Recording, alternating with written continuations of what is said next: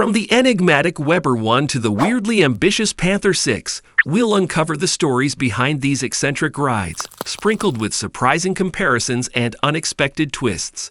So here I present you some of the worst supercars ever made, and starting from the Caparo T1, proudly advertised as an F1 car for the road.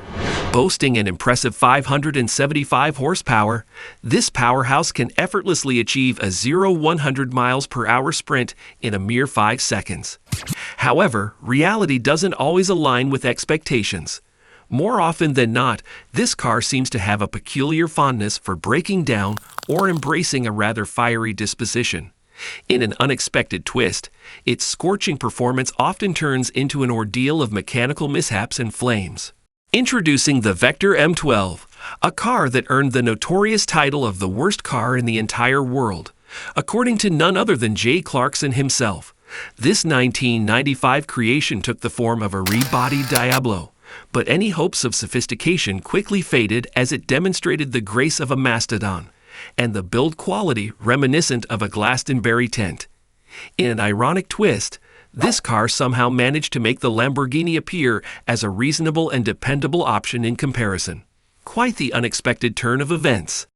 Let's turn our attention to the Panther 6 of 1977, a car that drew inspiration from the Tyrrell P34, famously dubbed a piece of junk by Jody Scheckter. With an imposing 8.2-liter twin-turbo V8 engine, this car dared to promise a top speed surpassing 200 miles per hour. However, this bold claim remained just that, unverified and never proven. The perplexity surrounding this lack of evidence certainly leaves us scratching our heads in bewilderment. Step into the past with the DeLorean MC12, a car that may have looked the part of a supercar, but its performance was more akin to a sluggish old Metro. Equipped with a 130-horsepower Puget V6 engine instead of the fanciful flux capacitor option, this car's lackluster speed was evident as it took a whopping 10 seconds just to hit 60 miles per hour. To add to the disappointment, it's worth noting that this model didn't have the capability to take to the skies, nor could it transport you through time. So alas, no time-traveling adventures with this one. Let's step back to the late 1980s when the Aston Martin Virage was born amidst the prosperity of the mid-80s, only to make its entrance during the economic downturn of the early 1990s. This car, while not terrible, earned its place as a rather average performer on the road, coupled with a less than stellar construction quality. Surprisingly, despite carrying a hefty price tag of £120,000, equivalent to over £200,000 in today's currency, it sported headlights borrowed from an Audi 200, a curious choice for a car aiming to make a bold statement. Let's journey back to 1981 and meet the Lamborghini Jalpa. Now, to be fair, it wasn't a terrible car on its own merit. However, it did face a bit of a struggle due to its branding as the practical, budget-friendly alternative to the iconic Countach. Imagine attempting to carve a niche as a friendly vegetarian mako shark or a reserve adult film star. It's quite the mismatch. In the world of cars, this was somewhat akin to Nickelback trying to be subtle. An interesting comparison, to say the least. Covini had already established their presence in the market with their diesel sports car, showcasing their capabilities much earlier. The C600 model marked their return to a concept inspired by Formula One, albeit one that had faced failure previously. Despite evident dedication to this venture, it proved to be a substantial risk that yielded no rewards. The notion of a sports car with 6 wheels was fundamentally flawed from the outset. While experimentation is commendable, there are moments when sticking to tried-and-true methods is the wiser choice. Should Covini decide to explore new avenues once more, it might be best to bid farewell to the notion of a 6-wheeled car. The Maserati MC12 took a surprising misstep in Maserati's lineup, largely due to its origins from the Enzo Ferrari. One would expect a borrowed design to outshine the original, but unfortunately, the MC12 didn't live up to expectations, sporting inferior performance. What's even more astonishing is the fact that its braking system falls short of the Ferrari it drew inspiration from. Imagine a supercar with lackluster braking capabilities. It's a thought that's hard to digest. Adding to its woes, the MC12 trails behind in terms of speed, raising the question, what area does it truly excel in?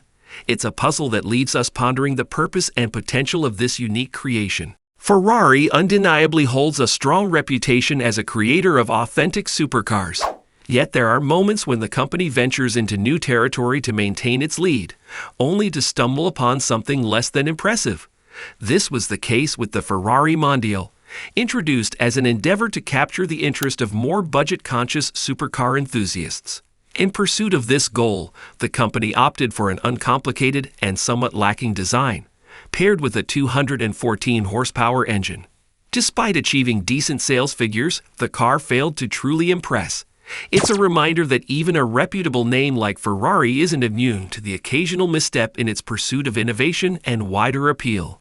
The M1 led the pack as the inaugural champion in the M class of race cars. As a BMW creation, it inspired trust and even birthed a sub-brand. But the triumph in quality couldn't outweigh the M1's failures. After Lamborghini's financial collapse, BMW took over, equipping it with a 6-cylinder engine and Cudgel-Fisher mechanical fuel injection. Unfortunately, the M1's design lacked attention, rendering it a style-deprived supercar. Say hello to the Ferrari 400 from 1976, but let's be clear, it's not the same league as the impressive 400 Super America from the 1950s, which was truly exceptional. This iteration, unfortunately, fell into the category of a lackluster pretend GT, and it holds the distinction of being the first Ferrari model equipped with an automatic gearbox. Interestingly, this car was crafted with the aim to capture the hearts of leisure-loving Americans, yet it ironically never hit the market in the United States. Quite the unexpected turn of events, isn't it? The Weber Faster 1, a Swiss creation from 2008 that boasts a mind-boggling 900 horsepower under the hood and a top speed that goes beyond the 260 miles per hour mark. But wait, there's a twist to this tale. Despite the jaw-dropping specs, it's as if the car exists purely in the realm of imagination, as no one has ever had the chance to take it for a spin. And if that wasn't enough, its appearance can only be described as a bizarre blend of something out of a Tim Burton nightmare crossed with a peculiar take on a BMW Z4. Quite the head-scratcher, isn't it? Thank you for joining on this insightful journey. We've delved into the intriguing world of supercars, exploring their triumphs and, at times, unexpected pitfalls. From the daring innovations to the lessons learned, the stories behind these incredible machines have certainly been captivating.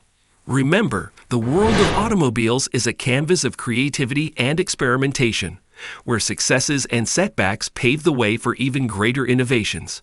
If you enjoyed this dive into the realm of supercars, don't forget to hit that like button, share your thoughts in the comments, and subscribe to stay tuned for more awesome content. Until next time, keep the engines roaring and the curiosity alive.